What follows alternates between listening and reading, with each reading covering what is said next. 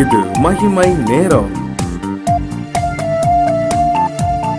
பிரியமான மகிமை டிவி நேயர்களே, இந்த மகிமை நேரம் நிகழ்ச்சியின் வழியாக உங்களை சந்திப்பதில் மிக்க மகிழ்ச்சி அடைகிறேன். கர்த்தர் கொடுத்த இந்த நல்ல வாய்ப்புக்காக தேவாதி தேவனை நான் ஸ்தோத்திரிக்கிறேன். இந்த வாரம் முழுவதும் கர்த்தர் அநேக காரியங்களை குறித்து நம்மோடு கூட பேசினார். வேதத்தின் அடிப்படையிலே நாம் யார் என்று சொல்லி நாம் பார்த்தோம். இந்த வாரத்தில் அநேக காரியங்களை குறித்து பேசியிருக்கிறார். அதன்படி நீங்கள் செயல்படுவீர்கள் என்று சொல்லி நான் விசுவாசிக்கிறேன்.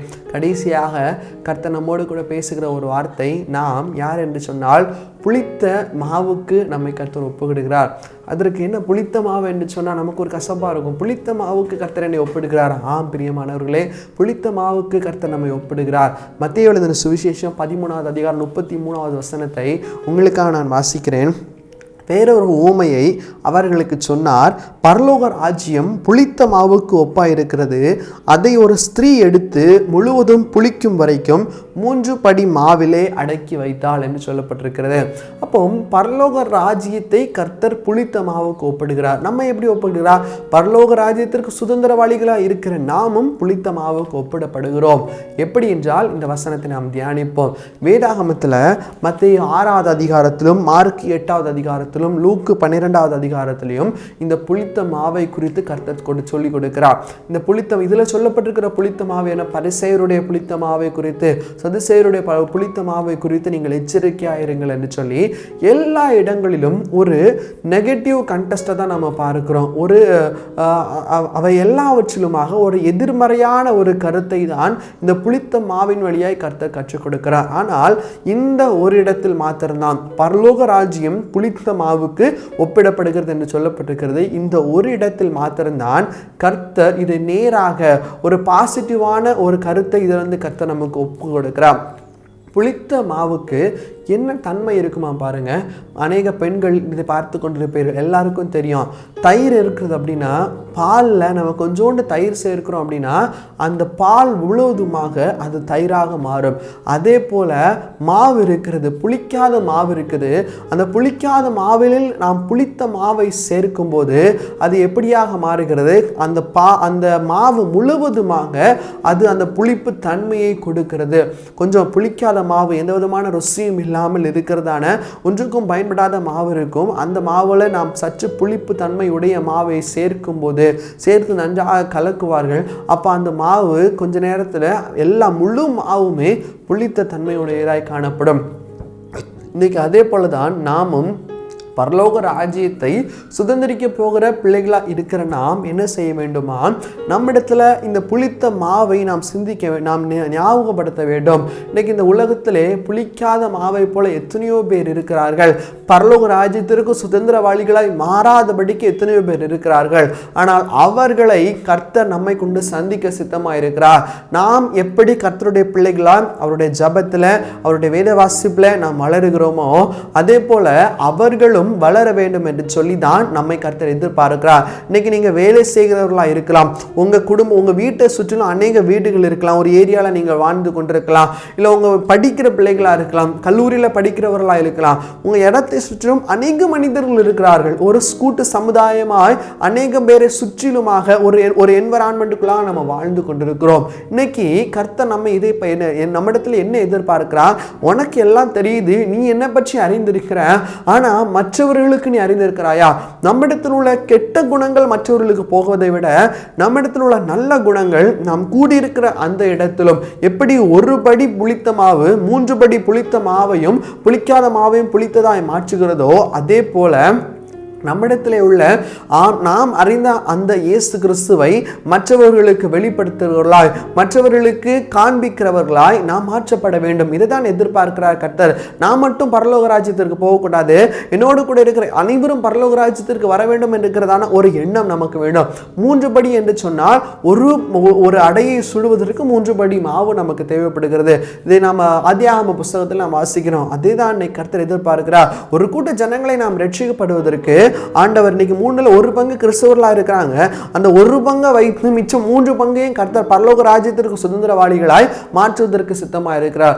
ஒரு கதை எல்லாருக்கும் தெரிந்திருக்கும். ஒரு கர்த்தரை பற்றி அறிந்த ஒரு சகோதரனும் அறியாத ஒரு சகோதரனும் நெருக்கமான நண்பர்களாக இருந்தார்களாம்.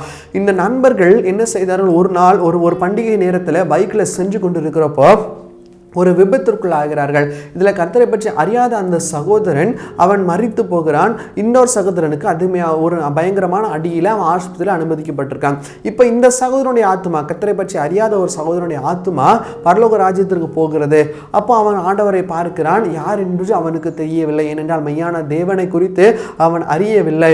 அப்போ அவனுடைய ஆத்மா கதறுகிறது, இயேசுவை பற்றி அறிந்த என் கூட ஒருத்தன் இருந்தானே, அவன் எனக்கு ஒரு வார்த்தை சொல்லியிருந்தா கூட நான் மனம் திரும்பி இருப்பேனே, ஒரு வார்த்தை கூட நான் சொல்லலை, இப்போ நான் நரகத்து போகிறேன் என்று சொல்லி அவனுடைய ஆத்மா அங்கலாய்க்கிறது. இன்னைக்கு இதே போல் நம்முடைய ஃப்ரெண்ட்ஸு, நம்முடைய வீட்டில் இருக்கவங்க, நம்முடைய உற்றார் உறவினர்கள், நம்முடைய வீட்டை சுற்றி இருக்கிறவங்க நம்மை பார்த்து அவங்க யோசிக்கக்கூடாது, அவங்க ஆத்மா யோசிக்கக்கூடாது.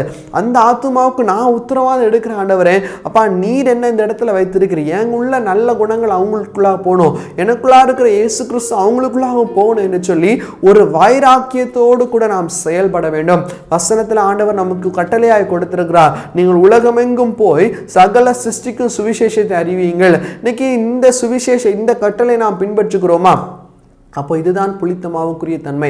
எப்படி ஒரு படி மாவு தன்னை சுற்றில் இருக்கிற அனைத்து மாவையும் புளிக்க வைக்கிறதோ, அதே போல் இன்னைக்கு நீங்கள் உங்களை கர்த்தர் அந்த இடத்துல வைத்திருக்கிறார் என்று சொன்னால், உங்களை கர்த்தர் அந்த இடத்துல தெரிந்து வைத்திருக்கிறார், உங்களுக்கு தெரிந்து எடுத்திருக்கிறார். உங்கள் மூலமாக அந்த கூட்டத்தை ரட்சிப்பதற்கு ஒரு ரட்சிப்பின் பாத்திரமாய் உங்களை வைத்திருக்கிறார். எனவே பிரியமான சகோதர சகோதரிகளை, இதை ஒருபோதும் மறந்து விடாதீர்கள். எப்பப்போ நேரம் கிடைக்குதோ ஆண்டவர்கிட்ட ஜெபம் பண்ணுங்க. ஆண்டவரே, உண்மை பற்றி மற்றவர்களுக்கு சொல்வதற்கு எனக்கு நீ நேரத்தை ஏற்படுத்துங்க. படிக்கிற பிள்ளைங்க உங்களுடைய ஃப்ரெண்ட்ஸுக்கு நீங்க சொல்லலாம், வேலை பார்க்குறவங்க உங்களோட கூட வேலை பார்க்குறவங்களுக்கு நீங்க சொல்லலாம்.